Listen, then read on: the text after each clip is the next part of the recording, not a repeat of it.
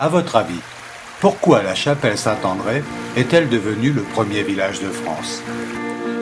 À cause de cette croix qui n'est pas une croix de Saint-André?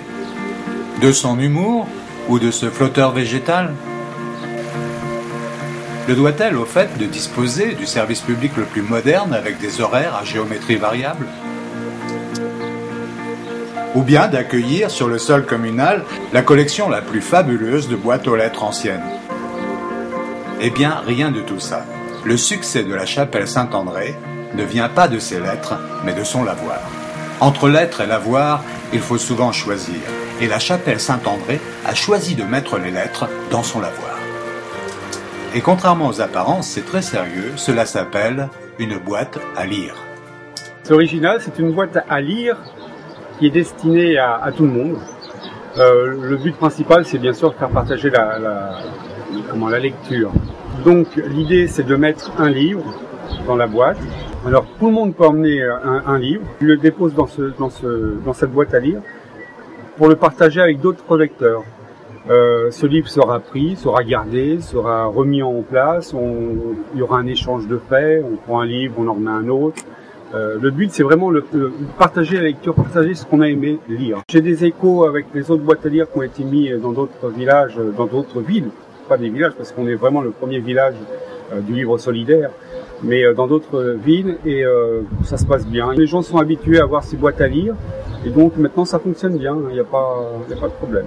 La première a été inaugurée à Sarlat, il y en a eu à Bordeaux, il y en a eu à côté de Périgueux, dans une ville à côté de Périgueux où il y en a plusieurs.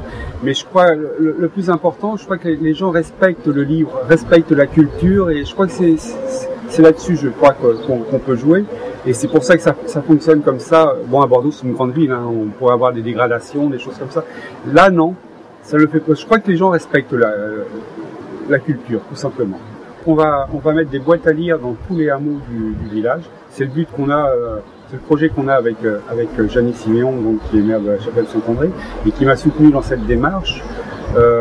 C'est vraiment d'apporter la lecture aux gens aussi des hameaux, parce que bon, ils ne peuvent pas forcément se déplacer et venir à la bibliothèque.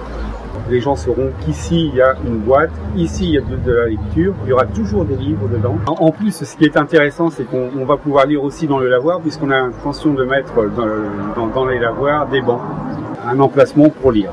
Tout ça, c'est important, je pense, pour un petit village comme la Chapelle, de faire cette démarche et j'espère sincèrement que les autres petits villages aux alentours font la même chose. La fabrication sera faite par le centre de Vallonrée, donc qui accueille des handicapés. Et voilà, on va faire partager aussi ce moment avec eux. Je pense que c'est très très important, pour eux comme pour nous.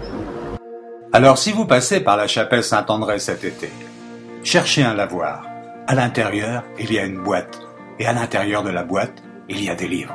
Des livres qui murmurent au fil de l'eau qu'il n'y a rien de plus important que d'apprendre à lire et à écrire. C'est comme cela que naissent les lettres qui voyagent ensuite dans les boîtes aux lettres. Et à force de mettre des boîtes à lire dans les lavoirs, on finira par créer des postes dans les postes.